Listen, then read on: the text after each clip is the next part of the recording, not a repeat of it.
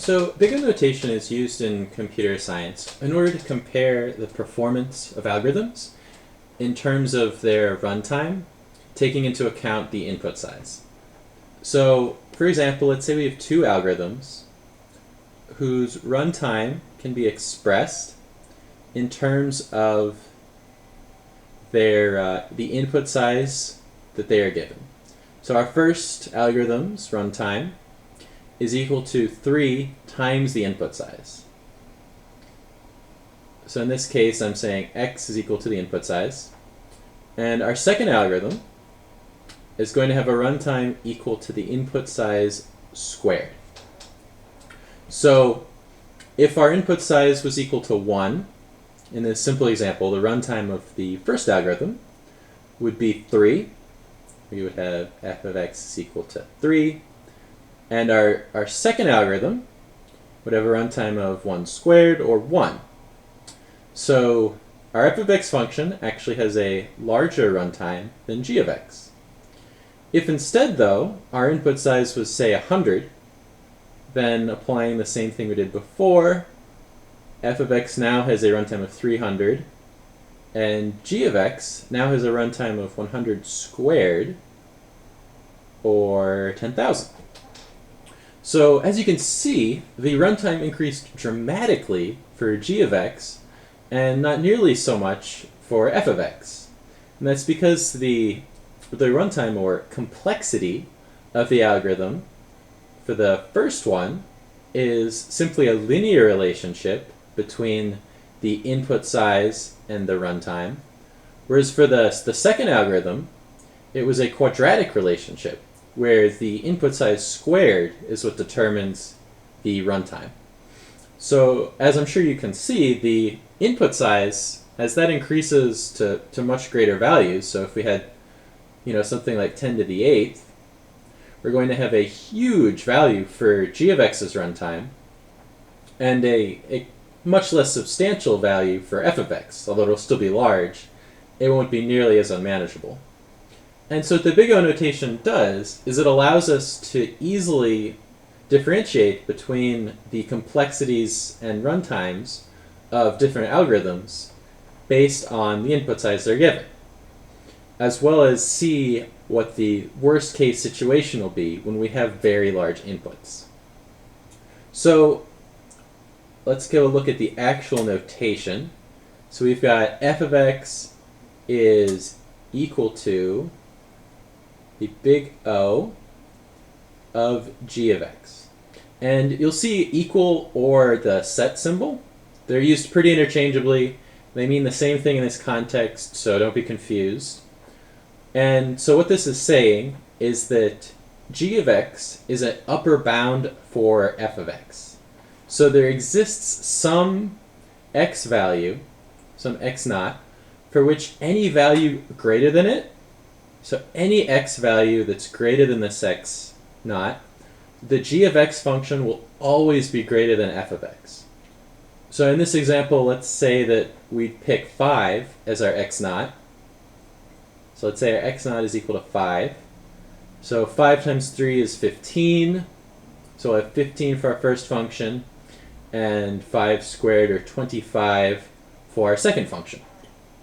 And at this point, the g of x runtime is 25 versus 15, so it's larger. And by looking at these two equations, we can see that 6 is also going to be larger, so on and so forth, for infinity, as x gets larger and larger. So in this example, there does exist some x naught for which all values of x greater than it, greater than 5 in this case, g of x is always going to be larger than f of x. And so let's just get a quick visual representation of this, just to cement things. So I'm going to draw my f of x function. Let's see, it's 3x, so it'll look something like this. So we've got our f of x function here, and then our g of x function is going to increase quadratically like this. So there exists some x naught for which g of x is always larger than f of x. And you could see that graphically, it would be right about here. This would refer to our x naught.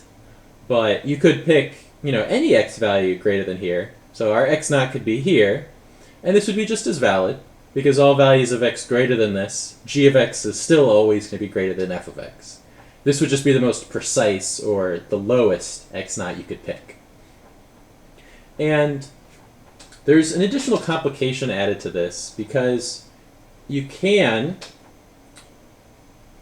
also express that it's generally also expressed like this, where you're allowed some constant that g of x is able to be multiplied by to maintain this being true. And this is important because you'll have situations where, say, g of x, instead of increasing quadratically, so dramatically there, we instead had g of x being equal to, let's just say 2x. So if g of x is 2x and our f of x remains the same, 3x, if we didn't have a constant, then g of x would no longer be able to be an upper bound for f of x, because 3 of x is always going to be larger than 2x. That's just math. And so if we're allowed to multiply by a constant, though, then c, which has to be greater than 0, you can't have negative constants. If c is, in this example, say 2, so if c is equal to 2, then we would have a 4x here, and you can say that 4x is going to be greater than 3x for all values of x. You could pick whichever value of x naught that you want, and this is always going to hold true. So this constant allows you to essentially compare functions that are on the same order and define the big O for them properly. And however, it won't allow you to get around an x squared versus 3x comparison. So you wouldn't be able to say x squared is big O bounded by 3x. You could not say this, because there's no constant that you could multiply 3x by such that it's always going to be greater than x squared. No matter what value you pick for this, even if you pick c equal to 1000 and you end up getting 3000x, eventually x squared is going to be larger. If your x value is 1,000,000, then it's going to, 1,000,000 squared is going to be larger than 1,000,000 times 3,000. So there's no constant you could pick such that it's always going to be larger than x squared. And so the constant allows you to give big O representations for functions that are on the same order. And you'll have multiple different orders for different algorithms. The common ones is you'll have x raised to some power, like squared or cubed. You'll have log of x, and then you'll have exponential ones. So you've got 5 to the x, or even the dreaded x to the x, which increases at speed I don't want to think about. And so you'll have different algorithms that run at various speeds here. You can even have x times log x. It's a pretty common one. And it's important to be able to use the big O notation to compare these different run speeds for algorithms, and eventually, when you're writing a program, pick the algorithm that'll be most appropriate to use for the runtime you're looking for.